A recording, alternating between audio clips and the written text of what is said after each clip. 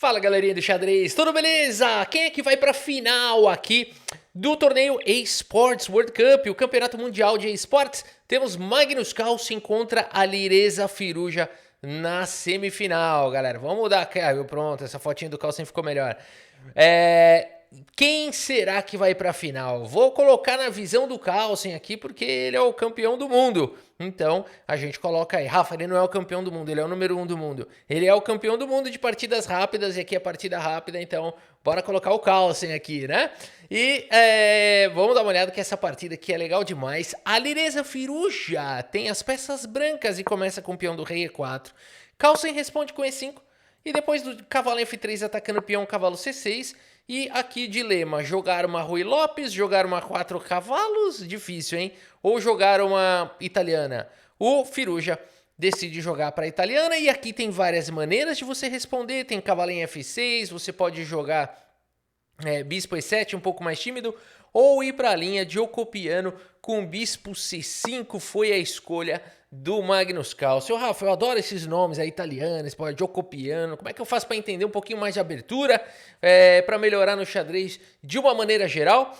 Então, a dica e o que eu faço é o aplicativo Lotus Chess. Vou mostrar aqui para vocês, por exemplo, abertura italiana. Vamos treinar? Vamos aprender agora? É isso que você pode fazer na sua casa, tá? Você baixa o Lotus Chess, que além de aberturas também te ensina fundamentos, também tem treinos de finais, analisa suas partidas no chess.com e do Lichess e também tem puzzles, tá? Então é bem bacana para você que quer melhorar. Vou mostrar aqui, por exemplo, o treino de abertura italiana. Cliquei aqui na abertura italiana e vamos mostrar para vocês como é que funciona. Aqui a gente vai por repetição e ele vai mostrando, ó, ele vê que eu jogo o B4 na internet, que é o Gambito Evans, e ele fala, olha, a gente recomenda C3, é um pouquinho melhor do que o Gambito Evans. Ele chama de erro.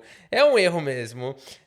Tecnicamente falando, o Evans não é não jogável, mas tem linha melhor. Então vamos aprender essa com C3 aqui, ó. Ele já manda atacar. E aqui, olha que legal, ele vai para essa linha de avançar. Existe peão toma também. Vamos ver se peão avança diretamente. Opa, D5 é forçado. Bispo vem para cravar o cavalo. E aqui a gente retoma o peão. Vamos ver se a gente aprendeu essa linha? Então vamos lá. Ocopiano foi jogado. B4 vai para o Gambito Evans. A gente quer aqui treinar as linhas principais da Ocopiano. Então a gente agora vai atacar aqui. Quando ele tomar, é possível recapturar. Mas a linha que a gente está aprendendo é o avanço do peão, seguido da cravada do cavalo. E aqui seguido do peão retomando material. Legal, né? O Gambito Greco tá escrito aqui, Greco Gambit. E por aí vai, vejam que rapidinho a gente já aprendeu uma variante. E aqui ele vai me testar de novo, né? Para ver se eu aprendi a linha. Então é só ir fazendo aqui, ele vai me colocando em posições um pouco mais aleatórias, né? Então vamos lá, olha só, né? Aqui para ver se realmente a gente aprendeu. E por aí vai, galera. Pouco tempo por dia. Você também pode melhorar no xadrez. Se você se interessou, baixa hoje mesmo o Lotus Chess. O link está aqui na descrição do vídeo e também no comentário fixado. E além de tudo, apenas baixando o aplicativo, que é gratuito, você também está ajudando o canal. Então, conto com o seu apoio também, tá bom? E bora lá, galera! Bora aqui, então, continuar a nossa partida de Ocopiano. Rafa, deu uma inversão aqui. Você também pode treinar de pretas lá, tá? Para não dar esse bug que deu agora no cérebro, que dá mesmo, né? Se olha, tá invertido. A gente tava olhando nessa posição aqui, né? E, de repente, a gente tá olhando assim agora. Vambora! D3 foi a escolha do Firuja, então ele não foi para as linhas de C3, foi para essa outra linha, que é a de Ocopianíssimo. E agora temos aqui cavalinho F6 pelo Magnus Carlsen. Bispo G5, isso incomoda o caboclo, porque D6 é o melhor lance, é verdade, mas essa cravada fica difícil, vai para umas linhas aqui muito ardidas. Eu não gosto de jogar com D6 aqui, o Carlsen também não, prefere jogar com H6 e depois de bispo H4, eu faço isso nessa posição. Eu aprendi com o Magnus Carlsen, aprendi vendo essas partidas. Eu volto o bispo, eu dou uma arrependida, porque essa cravada é muito chata, né? Então, às vezes vale a pena aqui perder esse tempinho e sair, resolver esse problema. A partida segue com o lance bispo G3 e agora o Carlsen protege o peão central com D6, vai poder tirar o bispo. Abertura ok. A4, A5, não permitindo o domínio das brancas na ala da dama. E cavalo de bem D2 segue o desarrolho. Firuja, notem que ele deixou esse peão móvel, não jogou um cavalo C3 aqui para deixar o peão móvel e também porque rapidamente o cavalo pode manobrar, de repente até mesmo para a casa de F5 no futuro, né? Em C3 ficaria mais difícil essa manobra. Bora! Roque foi jogado pelo Magnus Carlsen, C3 foi jogado pelo Firuja, dá suporte para a casa central.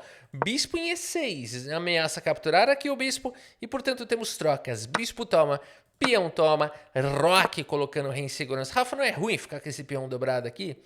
Não necessariamente. Nesse momento esse peão está controlando a casa de F5, ou seja, aquela história do cavalo ir para lá não existe mais, e também está dando suporte nessa casa central. Ele é um alvo, é verdade que ele é um alvo, mas pela impossibilidade de cavalo G5, né, com dama B3, isso daqui poderia incomodar. No entanto, cavalo G5 não é possível nessa posição, então defender esse peão uma vez só é tranquilo. O Magnus Carlsen já faz isso com dama D7, e agora dama B3 não vem com um duplo, né? O peão já está defendido, e por isso a Lereza Firuja segue com o lance torre em 1. O tempo dos dois está legal, Magnus segue com o lance B6, já protege também, notem que ele não deixa a peça desprotegida, já jogou um B6 aqui e garantiu. E agora D4 foi jogado atacando o centro, temos trocas, peão toma, e temos essa tensão aqui entre os peões, essas duas casas aqui, essas 4 casas aqui, então tipo imã, sabe imã de quando você põe na força contrária, polo, mesmo polo com mesmo polo, assim? Elas ficam se repelindo, tá mais ou menos desse jeito aqui, essa parte. Aqui você puser o dedo no tabuleiro, você sente. Põe agora pra você ver, na tela funciona também. Agora é o seguinte, pessoal. Cavalo B4, foi Rafa, eu pus e funcionou. Show de bola, posta aí nos comentários. Agora é o seguinte, pessoal. Cavalo B4 foi jogado pelo Magnus Carlsen. Cavalo aqui que no mínimo incomoda. E o Firuja segue com o lance dama B3, não permitindo tamanha aventura deste cachorro. E o Carlsen segue com o cavalo H5, perseguindo o bispo de casas escuras, rasgando também o ataque da torre e do bispo. E a partida segue com o lance torre de A em C1, indo para o contrajogo na coluna C. Torre de A em E8, Magnus Carlsen melhora um pouquinho também a posição da torre. E agora temos o lance cavalo C4. Carlsen responde com bispo D8 sólido, hein? Notem que o pessoal aqui... avançar peão é coisa sagrada, é coisa... Você tem que estar muito preparado para avançar um peão. Ah, Rafael, aqui já ia jogar um D5 aqui, atacar esse cavalo. É ruim isso aqui, você criou um buraco aqui na casa escura, esse cavalo vai para onde ele quiser e fica perigoso, né? Então notem que não é à toa que o Carlsen não está movimentando esses peões, joga bispo D8 aqui. E agora o cavalo manobra para E3 e a dama passa para F7 sólido. Magnus Carlsen luta por essa diagonal. Cavalo manobra para C2, pressão para cima deste cachorro que volta para casa de C6 um pouco inseguro e trêmulo, porque ele sabe que existe um ataque para cima dele e não tem ninguém protegendo. Portanto, é um cavalo aqui receoso na vida.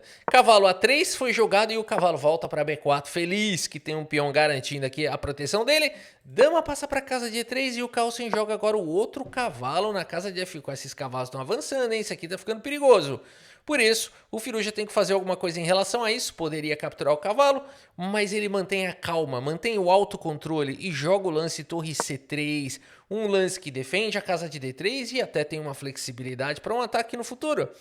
Magnus, agora sim, entendendo que é hora de movimentar os peões, segue com o lance E5, a dama controlando essa diagonal, uma cadeia de peões aparentemente sólida, o cavalo muito bem defendido, ele vai para esse lance.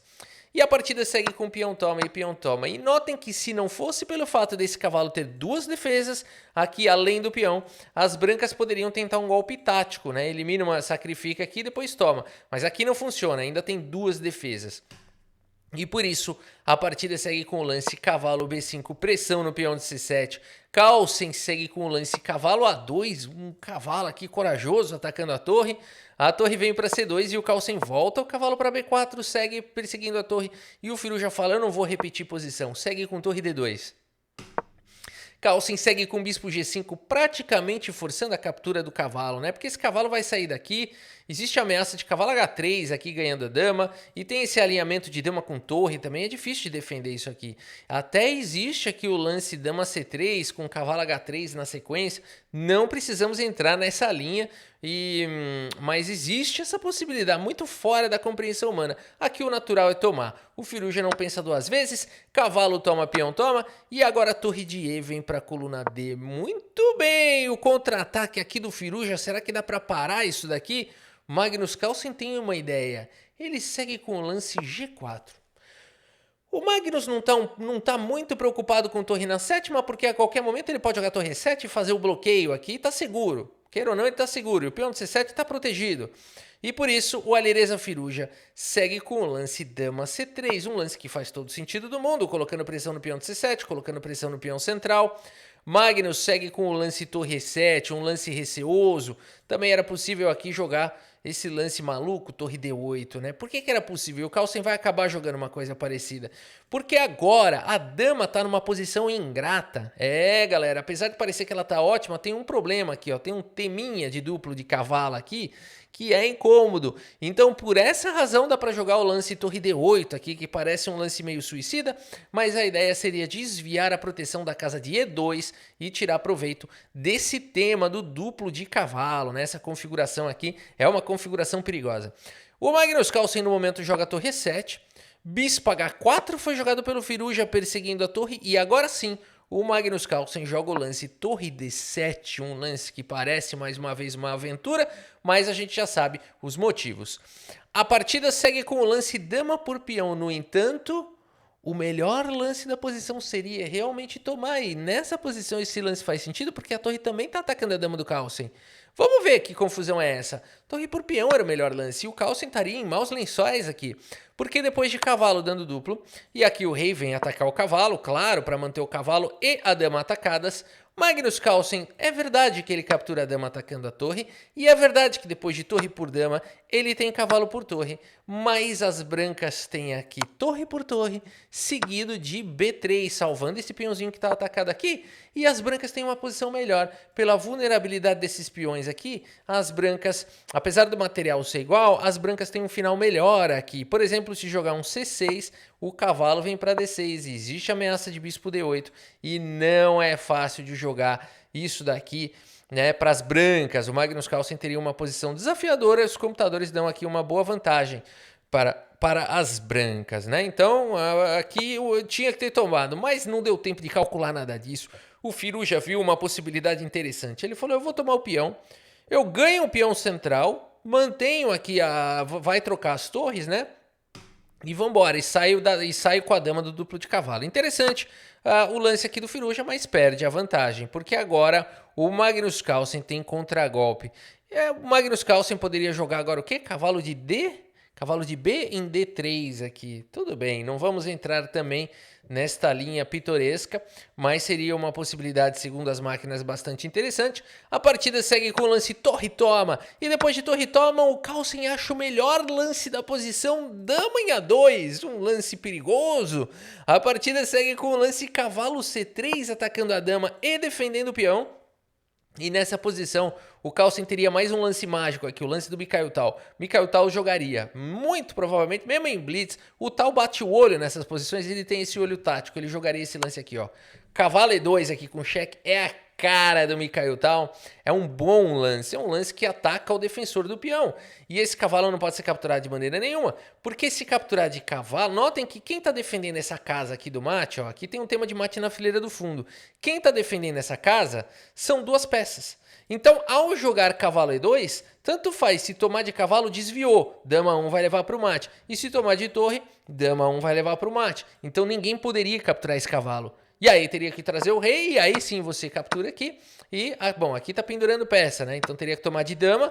E agora sim o Magnus Carlsen poderia capturar o peão. Mas o que ele fala? Ah, tem um melhor ainda, o computador acha tudo. Dama B1 seguido de dama por peão central. Aqui melhor ainda, né? Com o rei no centro e tudo mais. Então ainda teria essa sequência aqui, seria ainda mais forte. Além de tudo, captura o peão com cheque. Recupera o material, né? Mas tem uma posição melhor aqui as pretas. Uma posição ainda confusa, diga-se de passagem, mas um pouquinho melhor aqui, né? Muito bem. Opa, essa flecha saiu torta. Muito bem, galera. Então, poderia ter seguido dessa maneira, com este bonito lance, o lance do Mago de Riga, mas aqui o Magnus Carlsen segue com dama cheque. O pessoal não pode calcular muito aqui, tem que jogar, tem um minuto.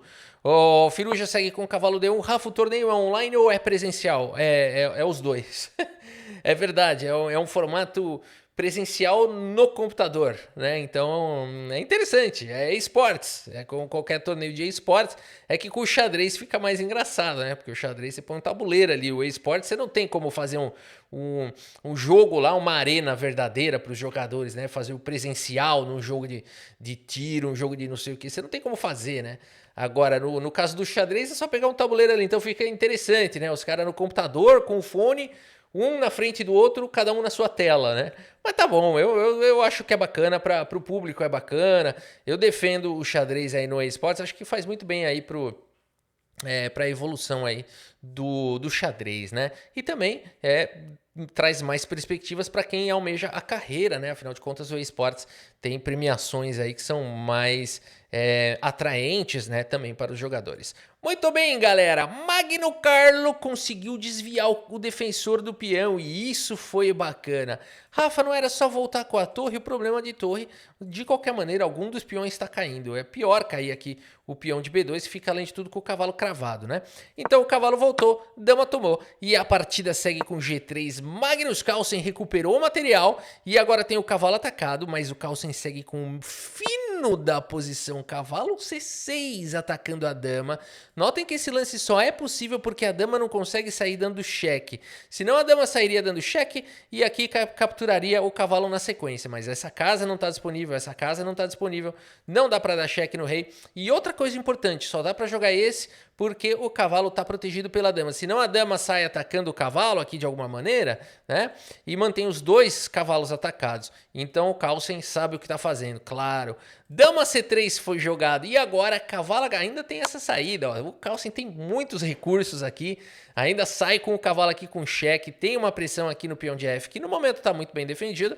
A partida sai com rei F1 e o Carlsen agora... loucura, o Carlsen agora quer dar seta, porque ele tem 1 minuto, o Firuja tem 22 segundos, e aqui dama B5 é o lance da máquina, mas o Carlsen pega esse peão, passa esse peão para cá, esse lance que vai permitir um monte de cheque, e aqui o Firuja segue com dama B3 com cheque, e o Carlsen tem que jogar rei H8, aqui o Carlsen erra, ele joga em rei H7, por que esse lance é ruim? Porque agora a dama Macedônia crava a dama e resolve todos os problemas do Firuja. Mas Magnus Carlsen é um jogador que, além de bom, é um jogador de sorte. E isso é fato. Fato, olha, devia ter um estudo sobre isso. A gente pode fazer esse estudo, né? O Magnus Carlsen é um jogador que, além de jogar bem, tem sorte. Será que dá para desvencilhar uma coisa da outra? Porque a gente aprende que muitas vezes sorte acompanha os bem preparados, né? Porque é impressionante quando os adversários têm alguma oportunidade ali, eles não enxergam contra o Carlsen. É o efeito Carlsen. A partida poderia seguir com dama C2 cravando aqui a dama com igualdade, mas o Firuja segue com dama D5, que faz sentido, porque tá atacando a dama, tá atacando o cavalo e parece que forçou as trocas, e forçou, mas o problema é que agora... O rei aqui do Magnus, o Carlsen tem um peão a mais, ele vai para um finalzinho com um peão a mais. O rei dele que estava exposto, muito mais exposto aqui, os dois estavam expostos, né? A posição era confusa. Mas agora já não existe mais essa pressão aí do mate, a partida segue com torre toma e o Carlsen segue agora com este lance rei H6, que é o melhor lance da posição. Quem aqui encontrou o lance rei H6, levanta a mão, deixa eu ver. Oh, tem bastante. 1, 2, 3, 4, 5. Os 5 para fora da sala. 5 mentirosos. Rei H6 é um lance muito difícil de encontrar. A gente quer dar mate aqui. A gente vai jogar aqui, ó. Depois vai tentar jogar o cavalo lá. Vai tentar fazer algum golpe tático. Ou vai começar a disparar, querer disparar peão aqui. A gente vai fazer alguma baixaria nessa posição. A verdade é essa. Vai tentar... mas aqui a ideia do Rei H6 é muito clara, né? O Magnus Carlsen quer prender aqui o bicho. Rafa, eu vi essa ideia. Parabéns. Parabéns. Rei H6 foi jogado, é a ideia correta da posição, e agora como é que faz para evitar isso, né? O ponto todo é esse. Você sabe que o Carlsen quer jogar G5 e não dá para evitar, será que dá? Aqui Rei G2 foi jogado, mas mesmo F4 não evitaria. Rei G2 foi jogado, G5 prendeu o bispo. Como é que o Carlsen encontra essas coisas na partida? F4 foi jogado pelo Firuja, peão por bispo. E aqui cavalo vem para E3, Carlsen com uma peça a mais, com 20 segundos a mais. Tá difícil pro Firuja. E olha o que o Carlsen joga agora, ele não perde nada, pessoal. Vocês vão ver, o Carlsen agora, Rafa, tá acabando a partida. Ele vai sacrificar a torre, ele vai sacrificar cavalo. Espera, fica um pouquinho mais pra você ver. O que o Carlsen vai aprontar aqui? Torre por peão foi jogado pelo Magnus Carlsen. E esse lance só é possível porque a torre não consegue sair dando cheque. Porque se esse peão não existisse, agora se daria aqui um cheque, além de atacar o rei, estaria atacando o cavalo, mas mais do que isso, vai capturar aqui sem o problema do duplo de cavalo, né? Porque o ponto todo é esse, a partida segue com o peão toma, mas agora o Magnus Carlsen vai para... Como perigoso o cavalo, né?